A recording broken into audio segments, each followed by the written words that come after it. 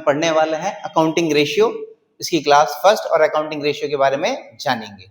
Okay, let's start the class. Okay, ये accounting ratio की class first है। इसमें हम अकाउंटिंग रेशियो के फॉर्मूले और फॉर्मूलों को याद करेंगे और कुछ क्वेश्चंस भी करेंगे। देखते हैं, एक अच्छे तरीके से समझने की इनको कोशिश करते हैं। ओके, सबसे पहला अकाउंटिंग रेशियो की डेफिनेशन है।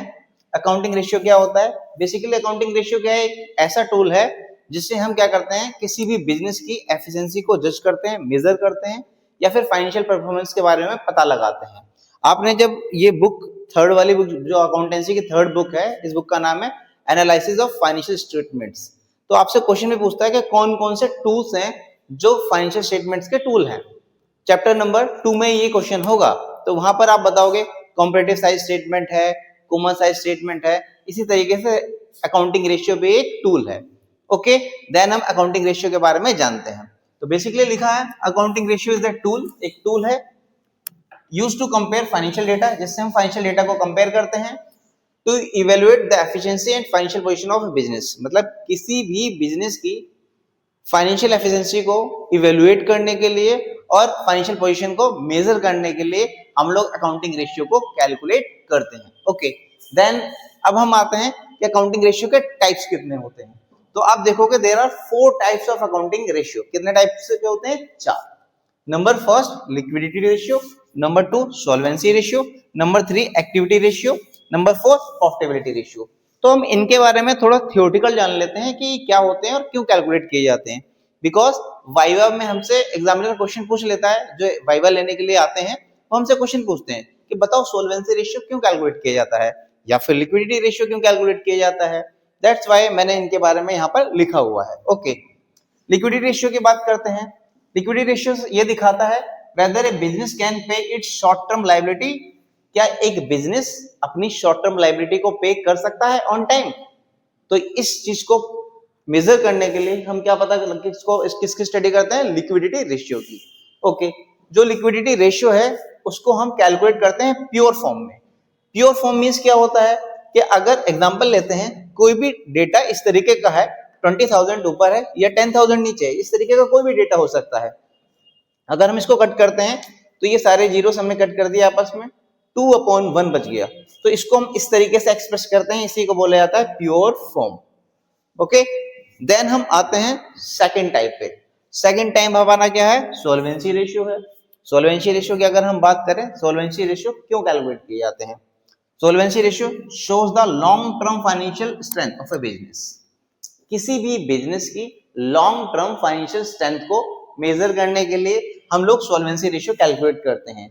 और ये रेशियो आपके प्योर फॉर्म में भी कैलकुलेट होते हैं या टाइम्स में भी होते हैं। अब टाइम्स का मतलब क्या है कि आंसर निकाल लिया, मान लो हमारा इस तरीके का कुछ है, कुछ फ्रैक्शन बच गया इस तरीके से, तो हम क्या करेंगे, ये कट करके यहाँ पर 3 और आंसर के आगे लगा देंगे टाइम्स।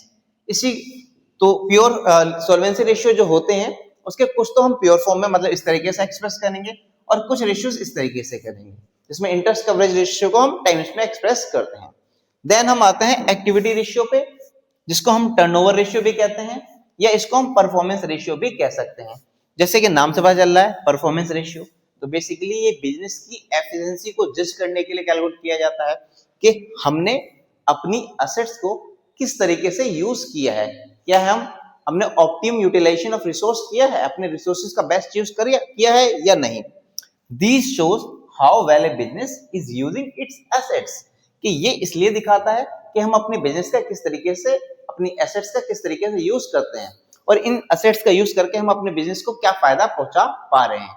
ओके, ये जो एक्टिविटी रेशियो है, इसमें जितने भी हम रेशियोज पढ़ेंगे वो टाइम्स में हमेशा कैलकुलेट होंगे, मतलब इस तरीके से इनका आंसर लिख दिया जाएगा। ठीक है, उसके बाद हम आते हैं प्रॉफिटेबिलिटी रेशियोज पे। तो प्रॉफिटेबिलिटी रेशियो क्या होता है? ये एक बिजनेस के प्रॉफिट को पता लगाने के लिए हम लोग कैलकुलेट करते हैं कि बिजनेस में प्रॉफिट किस तरीके से हुआ है।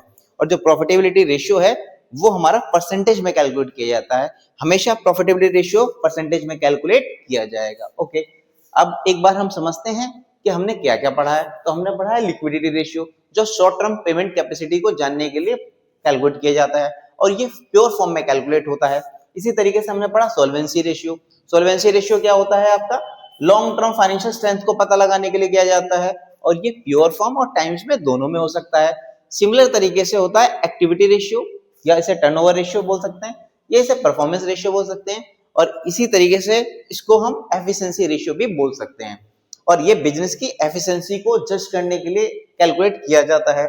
This shows how well A business is using its assets. ये दिखाता है कि एक बिजनेस कैसे अपनी एसेट्स का यूज कर रहा है और उसका यूज करके अपने बिजनेस को फायदा पहुंचा रहा है। ओके, प्रॉफिटेबिलिटी रेशियो प्रॉफिट को कैलकुलेट करने के लिए किया जाता है। अब प्रॉफिटेबिलिटी रेशियो को किसमें कैलकुलेट करते हैं? परसेंटेज के अंदर।